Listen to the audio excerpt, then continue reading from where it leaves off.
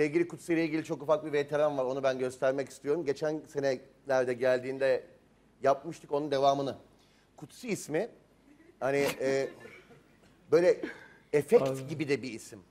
Hani cam silerken de çıkabilir o ses yani böyle. Hani Engin Altan Düz Yatan'a yaptığımız gibi değil de. Onu izleyen var mıydı Engin Altan'ınkini? Evet. Siz izlemiş miydiniz onu? Çok güzeldi ya. Ben izledim. Keşke ben de olsaydım. Engin Altan Düz Yatan sensin. Çok tatlı değil mi? Evet çok iyiydi. Sana da yaptık sana da. Kutsi isminde böyle bir şey yok mu? Böyle bir çağrışım yani. Geçen sene vardı. Cam silerken böyle kutsi kutsi. Bir sürü yere uyuyor yani. Hani yer deliyor kut kut kut kut kut kut kut yani. Dedik nereye gider bu Kutsi ismi? Onun Bir tanesi Formula 1 yapmıştı değil mi? Abi evet Formula 1. Böyle araba öyle geçiyordu. Kutsi!